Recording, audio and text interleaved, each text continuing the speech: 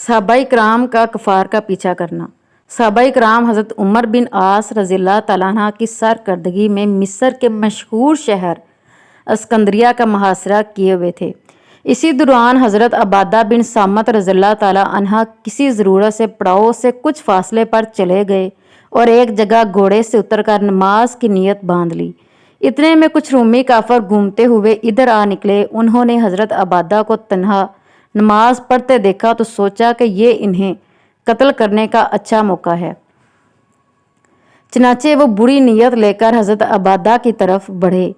हज़रत अबादा नमाज में मशगूल रहे, लेकिन जब रूमी इनके बिल्कुल ही करीब पहुंच गए तो उन्होंने जल्दी से सलाम फेरा, इंतहाई फुर्ती के साथ छलांग लगाकर घोड़े पर सवार हो गए और रूमियों पर हमला कर दिया।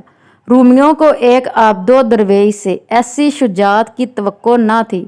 जब अल्लाह का ये शेर इनकी तरफ पड़ा तो वो बागे मोड़ कर भाग खड़े हुए, लेकिन हज़रत अबादा रज़ियल्लाहु तआला अन्हा ने इनका तौक़्क़ुफ़ ना छोड़ा। वो सब आगे आगे और ये तन्हा पीछे पीछे।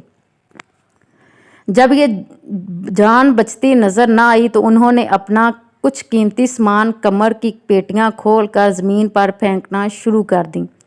ख्याल था कि अरब का ये सहरा नशीन ये कीमती चीज़ें देखेगा तो इसके लालच में हमारा पीछा छोड़कर सामान बटोरने में लग जाएगा। लेकिन अबादा रज़ियल्लाहु तआला अन्हा सरकारे दो आलम सल्लल्लाहु अलैहि वसल्लम के शदाई थे। उन्होंने सामान की तरफ नज़र बरकर भी ना देखा और तौक़्क़ुफ़ जारी रखा, यहाँ तक कि रूमी बामुश्किल तमाम किला के करीब पहुँचे और अंदर घुसकर दरवाज़ा बंद कर लिया। हज़रत अबादा थोड़ी देर किला के ऊपर पत्थर बरसाते रहे और इसके बाद लौट आए। वापसी में इन रूमियों का सामान ज़मीन पर बिखरा था, मगर ये दरवेश खुदा मस्त इसे उठाने में अपना वक्त कहाँ बर्बाद करते। वापस इसी जगह पहुँचा और फिर नमाज शुरू कर दी।